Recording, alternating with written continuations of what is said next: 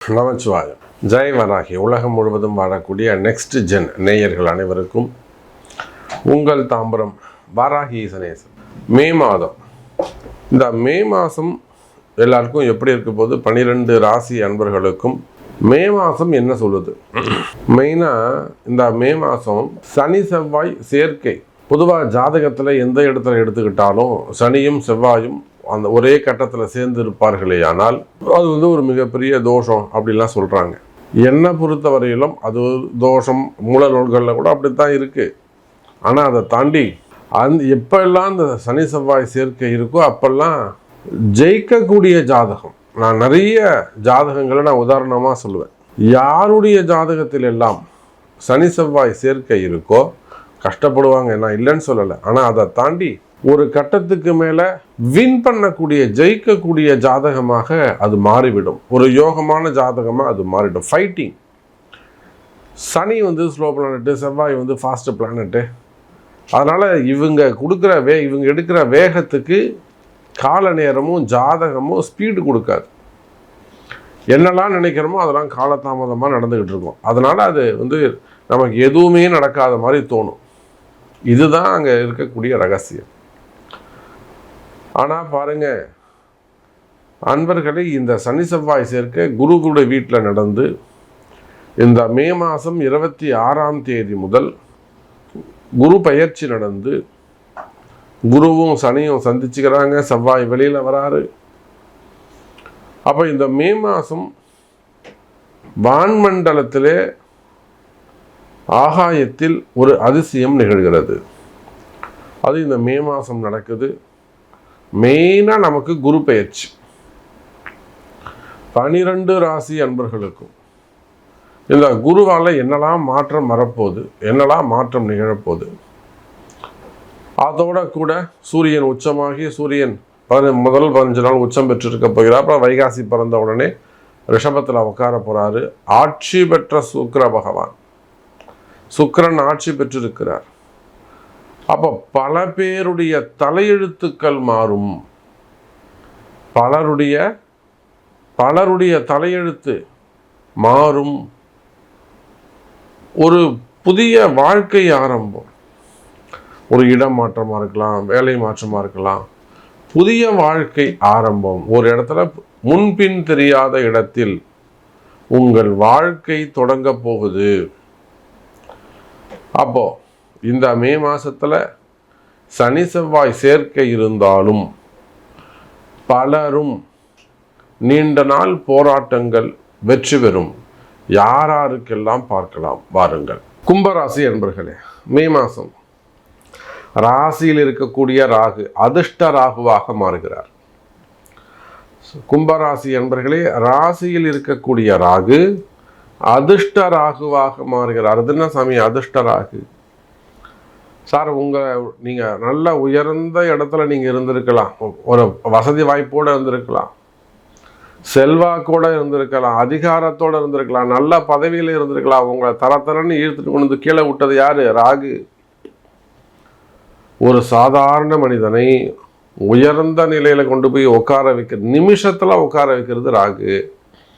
உயர்ந்த இடத்துல இருக்கக்கூடிய வாழ்க்கையை நிமிஷமாக திரும்பி பார்க்கறதுக்குள்ள 10 நாளில் தரன்னு கீழே இழுத்தன்னு விடுவதும் ராகு.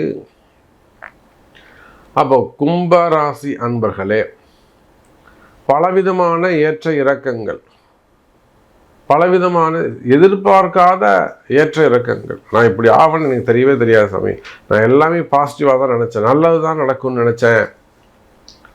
இந்த மாதிரி நான் போய் சிக்கலாக மாட்டிப்பேன்னு தெரியாது. நான் இந்த மாதிரி கால நேரம் மாறும்னு எனக்கு தெரியாது. நான் அலட்சியமாக இருந்தேன்.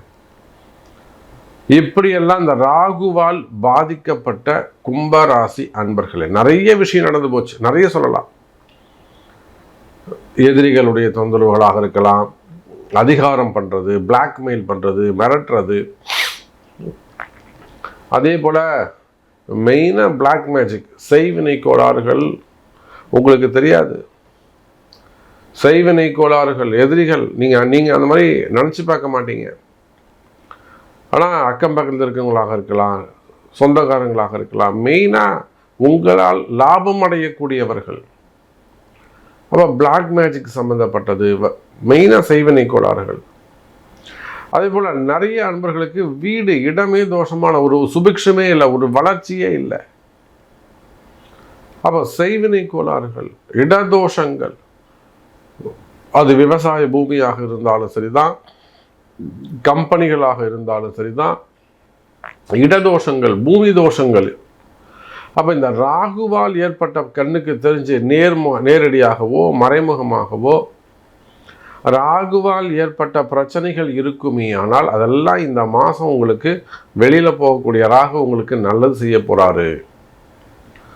சார், இந்த குருவும் ராகுவும் சேர்ந்தால் அது மிகப்பெரிய யோகம்னு சொன்னாங்கல்ல. நான் இதுவரையிலும் எனக்கு எந்த யோகமும் ஏற்படலை அப்படின்னு கவலைப்படக்கூடிய கும்பராசி அன்பர்களே, குரு சண்டால யோகம்னு சொன்னாங்க, குருவும் ராகுவும் சேர்ந்தால் மிகப்பெரிய அதிர்ஷ்டம்னு சொன்னாங்க. ஆனால் எனக்கு எந்த அதிர்ஷ்டமும் நடக்கல சாமி, மாறா எனக்கு நிறைய கஷ்டம்தான் வந்தது என்று கவலைப்படக்கூடிய கும்பராசி அன்பர்களை, இந்த மே மாதம் எதிர்பாராத அதிர்ஷ்டங்கள் இருக்கும். வாழ்க்கையில் நிறைய விஷயங்கள் அதிசயமானதாக இருக்கும். நிலையான மகிழ்ச்சி. ஏன்னா குரு ராகுவை தாண்டி வெளியில் கிராஸ் பண்ணி வெளியில் போக போகிறாரு. அப்போ ஒரு கிரகம் டிரான்சிட், அதாவது வெளியில் போகும்போது நல்லது செஞ்சுட்டு போகும். 9ஆம் இடத்துலேருந்து 5 9ஆக இருக்குது. குருக்கு 9ஆம் இடத்துல கும்பம், கும்பத்துக்கு 5ஆம் இடத்துல குரு. அப்போ இந்த மே மாதம் குரு பயிற்சி நடக்கின்ற காரணத்தினாலே 6 8 அமைந்தாலும் அதுக்கு முன்பாக கும்பராசிக்கு ஒரு அதிர்ஷ்டம் காத்திருக்கிறது. உங்களுக்கு எந்த மாதிரியான கஷ்டங்களாக இருந்தாலும் சரிதான், கடன் சுமைகளாக இருக்கலாம், கடன் பிரச்சனைகளாக இருக்கலாம், மெயினாக பணம் கஷ்டமாக இருக்கலாம், வறுமையாக இருக்கலாம், ஏமாற்றங்கள், வாழ்க்கையில் ஏமாற்றங்கள், ஆண் பெண் யாராக இருந்தாலும் சரிதான், வாழ்க்கையில் உங்களுக்கு ஏற்பட்ட ஏமாற்றங்கள், அதை சில பேர் அதை யூட்டிலைஸ் பண்ணிப்பாங்க, யூஸ் பண்ணிக்கணும்னு நினைப்பாங்க, அபகரிக்கணும்னு நினைப்பாங்க. அப்போ அந்த மாதிரியான சூழ்ச்சிகளாக இருந்தாலும் சரிதான், எதிரிகளுடைய தொந்தரவாக இருக்கலாம், எல்லாம் உங்கள் பேரில் ஆசைப்பட்டு அதனால் வரக்கூடிய சூழ்ச்சிகளாக இருக்கலாம். மெயினாக கஷ்டங்கள், மனசில் இருக்கக்கூடிய பயம், மனக்குழப்பம். கும்பராசி அன்பர்களுக்கு நிறைய மனசில் குழப்பம் இருந்துக்கிட்டே இருக்கும். நல்லா பேசிட்டு இருந்தவங்க பேசாமல் போயிடுவாங்க, கேப் விட்டுடும். பிரிவுகள், நண்பர்களாக இருக்கலாம், காதலர்களாக இருக்கலாம், வெளியில் பழகக்கூடியவங்களாக, ரகசிய பழக்க வழக்கங்களாக இருக்கலாம். அப்போ இதெல்லாம் இருக்குமே, ஆனால் எல்லாம் மீண்டும் பிரிந்த உறவுகள் மீண்டும் ஒன்று சேரும், மீண்டும் நல்லது நடக்கும், வறுமை நீங்கும். அப்போ கும்பராசி என்பர்களே, எனக்கு தெரிஞ்சு இந்த மே மாதம் உங்களுக்கு ஒரு நல்லது காத்திருக்கு, ஒரு அதிசயம் நடக்க போகுது.